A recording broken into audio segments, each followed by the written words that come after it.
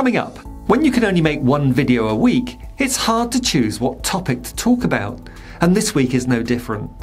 The ongoing war in Ukraine and the shameful way that Ukrainian refugees in Britain are being left homeless without government support as a legacy of the Tories' hostile environment for immigrants.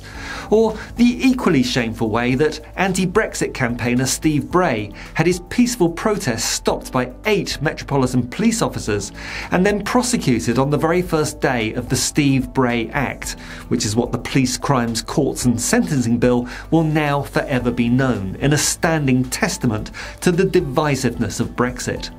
And then there's the start this week of the intriguing Privileges Committee investigation into Boris Johnson lying to Parliament. I promise more on that in the coming weeks, but for now, let's look at a very interesting softball interview that the Convict at number 10 had with Jake Tapper of the largest American news network, CNN, this week. If you enjoy watching my videos, please give this one a like and spread the word by sharing a link on your favoured social media platforms. If you subscribe, you can also hit the bell icon to be notified of each new video I release. So let's check in and see what Boris Johnson had to tell the mainly American viewership of CNN. Jake Tapper, the interviewer, didn't really challenge him on a litany of lies and dodgy claims, so I'm going to do it instead. Let's take a look.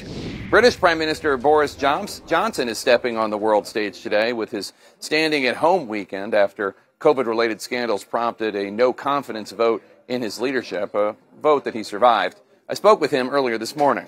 We're here for the G7 summit, where addressing skyrocketing inflation and energy costs is going to be top of the agenda.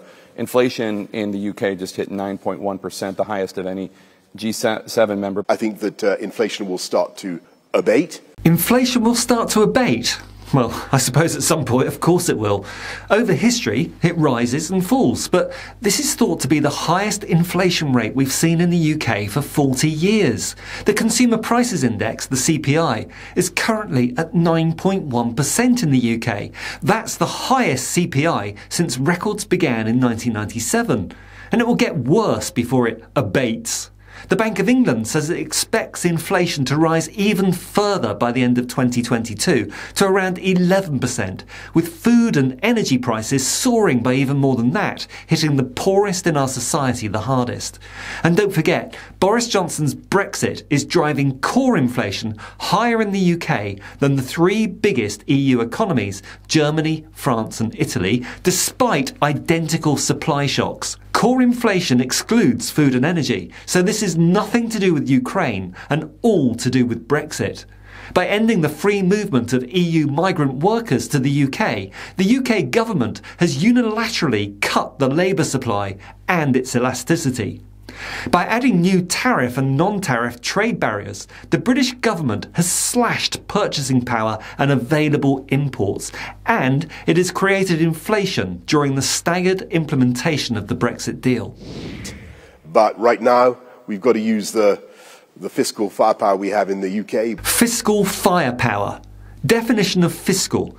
Adjective, fiscal, relating to government revenue, especially taxes.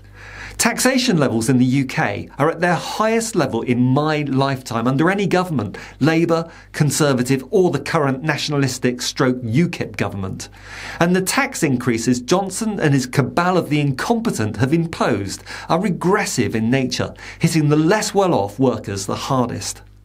UK, particularly I'm focused on helping people with the cost of energy. We're using the cash we have to tide people through. This government is doing far less than European governments to tide people through on the cost of energy. In France, our nearest geographical neighbour, the government have capped fuel price increases in 2022 at 4%, at a cost to the French state so far of around 15 billion euros.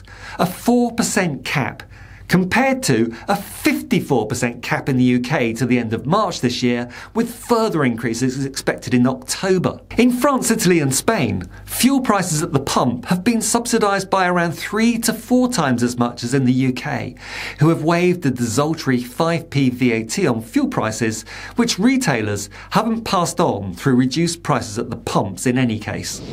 In the UK, We're making huge progress towards more wind power. I mean, we are one of the biggest producers of offshore wind power in the world, I think, if not the biggest. The UK is not the biggest producer of offshore wind power in the world. He just made that up. China, the USA, Germany, India and Spain beat the UK. But hey, why let the facts stand in the way of a good soundbite? In fact, as the windiest country in Europe, the UK should be the biggest producer in Europe at least, not lagging behind Germany and Spain. The reason we're not is because in England there is a virtual ban on the construction of wind farms. The government's national planning policy framework makes it possible for any small group of local community objectors to kill off an onshore wind farm project, even if the majority in that community want it. This planning restriction doesn't apply in Scotland, hence why most wind farms are north of the border.